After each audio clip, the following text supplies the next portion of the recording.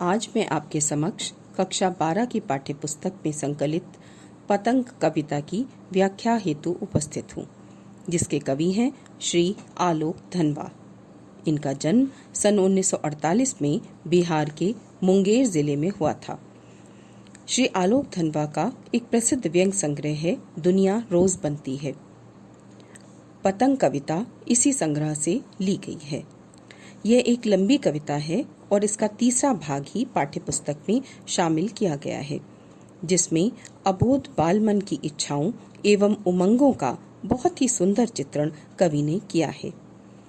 बाल क्रियाकलापों एवं प्राकृतिक परिवर्तनों को अभिव्यक्त करने के लिए कवि ने जिन बिंबों का प्रयोग किया है वे नितांत मौलिक हैं। पतंग बच्चों की उमंगों का प्रतीक है, रंग बिरंगा सपना है जिसके माध्यम से वे अंधेरे के बाद आए उजाले में लंबी उड़ान भरने का हौसला रखते हैं और लगता है कि जैसे पतंगों के साथ वे भी उड़ रहे हैं। आसमान में उड़ती हुई पतंग, ऊंचाइयों की वे हदें हैं, बालमन जिन्हें छूना चाहता है और उसके पार जाना चाहता है। तो आइए कविता पढ़ते हुए भावार्थ समझते हैं। सबसे तेज बौछारें गईं, भादों गया, सवेरा हुआ, खरगोश की आंखों जैसा लाल सवेरा। कवि कहते हैं कि भादों के महीने की तेज वर्षा का समय अब बीत गया है। वर्षा ऋतु समाप्त हो गई है और उसके साथ ही तेज बौछारें भी चली गई हैं। बच्चों, आषाढ़, सावन, भाद्रपद एवं आश्विन ये 4 महीने वर्षा ऋतु के होते हैं। इनमें से अंतिम 2 महीने यानी भाद्रपद अर्थात भादों और आश्विन ये 2 महीने भी अब व्यतीत हो चुके हैं। अब कार्तिक महीने के आने पर शरद ऋतु का आगमन हुआ है और प्रकृति में असंख्य परिवर्तन स्पष्ट दिखाई देने लगे हैं। खरगोश की आंखों जैसा लाल एवं सुंदर शरद ऋतु का सवेरा हुआ है, अर्थात अब तक वर्षा ऋतु में बादलों के कारण जो सूर्य दिखाई नहीं देता था, अब प्रातःकाल सूर्य का प्रकाश चमकीला दिखाई देने लगा है। शरद आया पुलों को पार करते हुए, अपनी नई चमकीली साइकिल तेज चलाते हुए। शरद रूपी बालक का आगमन हुआ है, जो चमकीली साइकिल तेजी से चलाते हुए, घंटी बजाते हुए, अपने चमकीले इशारों से पतंग उड़ाने वाले बच्चों के समूह को बुला रहा है। अर्थात शरद ऋतु में प्रकृति में बहुत से परिवर्तन होते हैं जो ये बताते हैं कि अब आसमान साफ हो गया है, मंद मंद हवाएं चल रही हैं, वर्षा की कोई संभावना नहीं है। इसलिए यह समय पतंग उड़ाने के लिए और पतंग के माध्यम से आसमान की ऊंचाइयों को छूने के लिए उपयुक्त है। घंटी बजाते हुए, जोर जोर से, चमकीले इशारों से बुलाते हुए पतंग उड़ाने वाले बच्चों के झुंड को। शरद ऋतु का आगमन इतना उल्लास से भरा हुआ होता है कि वह बच्चों को घरों से निकलकर पतंग उड़ाने के लिए प्रेरित कर रहा है। बच्चों, यह एक प्रतीकात्मक कविता है और यहाँ पर चमकीले इशारों, ये चमकीले इशारे प्रतीक हैं प्राकृतिक परिवर्तनों के जो शरद ऋतु में होते हैं। चमकीले इशारों से बुलाते हुए और आकाश को इतना मुलायम बनाते हुए शरद रूपी बालक चमकीले इशारों अर्थात प्राकृतिक परिवर्तनों से बच्चों को बुला रहा है।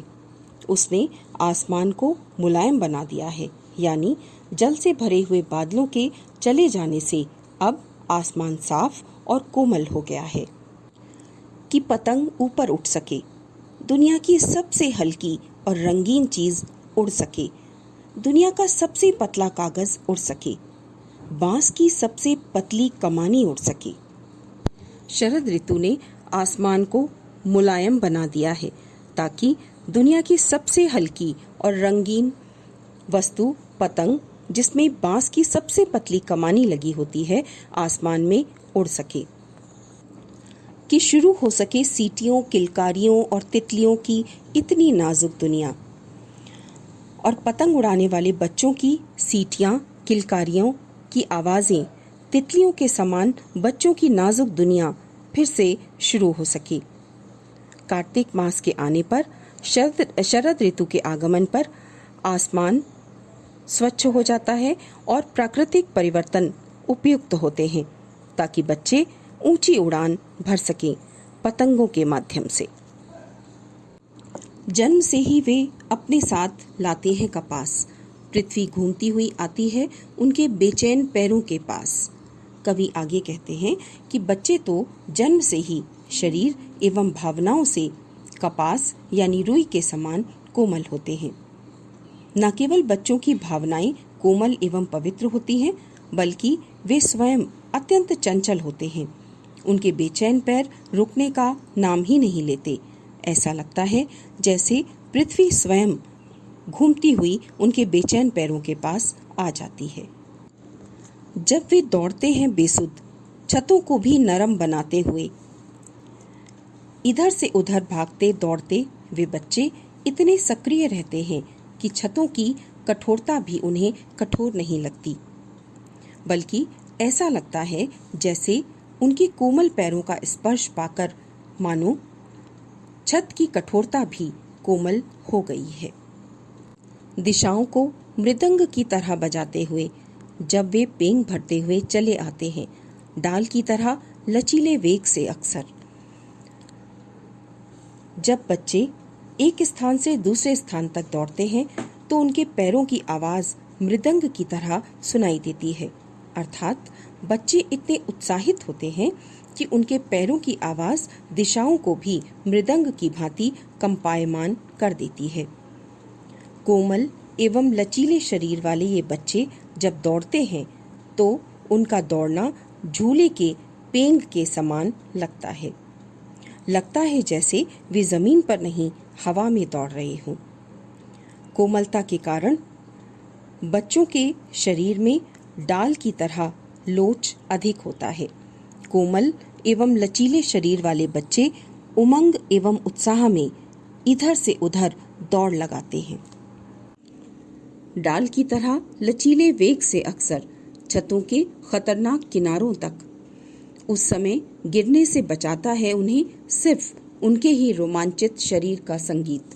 कवि कहते हैं कि कोमल एवं लचीले शरीर वाले ये बच्चे अपनी ही धुन में दौड़ते हुए जब छतों के खतरनाक किनारों तक पहुंच जाते हैं, तब उस स्थिति में उनके रोमांचित शरीर का संगीत उन्हें गिरने से बचा लेता है। अर्थात पतंग उड़ाते समय बच्चे इतने उत्साहित होते हैं कि उनके अंदर का उत्साह एवं रोमांच उन्हें संभावित खतरों से बचा लेता है। पतंग की धड़कती ऊंचाइयां उन्हें थाम लेती हैं महज एक धागे के सहारे। पतंग उड़ाते समय बच्चे इतने एकाग्र हो जाते हैं कि पतंग की धड़कती ऊंचाइयों से एक धागे के सहारे वे बच्चे भी उड़ रहे होते हैं। अर्थात जब पतंग दूर आसमान में उड़ती है तब हवा के कारण उसमें कंपन होता है। इस कंपन को ही कवि ने धड़कन कहा। पतंगों के साथ साथ वे भी उड़ रहे हैं अपने रंध्रों के सहारे। अपने रोम छिद्रों के सहारे बच्चे पतंग से उसकी डोर के माध्यम से जुड़ते हैं और मानो पतंग के साथ साथ वे बच्चे भी उड़ने लगते हैं। अगर वे कभी गिरते हैं छतों के खतरनाक किनारों से और बच जाते हैं, तब तो और भी निडर होकर सुनहले सूरज के सामने आते हैं। पृथ्वी और भी तेज घूमती हुई आती है उनके बेचैन पैरों के पास। पतंग उड़ाने वाले बच्चे इतने उत्साही होते हैं कि वे पतंग उड़ाते समय अपनी सुध बुध खो देते हैं और ऐसी खो देते हैं कि उन्हें छतों के खतरनाक किनारों का भी ध्यान नहीं रहता। कवि कहते हैं कि यदि ये बच्चे कभी छतों के खतरनाक किनारों से गिर पड़ते हैं और बच जाते हैं तो उनकी निडरता और भी बढ़ जाती है। फिर और भी निडर होकर सुनहरे सूर्य के सामने वे आते हैं। अर्थात चुनौती स्वीकार करने की उनकी शक्ति और निखर जाती है। वे अब और तेज दौड़ते हैं, इतनी तेज कि उनकी गति का अनुसरण करती हुई पृथ्वी तेजी से घूमती हुई उनके बेचैन पैरों के पास आ जाती है। कवि कहना चाहते हैं कि बच्चों के अंदर जो नवीन ऊर्जा, आत्मविश्वास एवं निडरता की भावना होती है, वही उन्हें नवीन युग का निर्माता बनाती है। यही निडरता एवं वीरता का भाव उनके हाथों से भविष्य का निर्माण कराता है। इस दृष्टि से बच्चे नई चेतना के संवाहक हैं।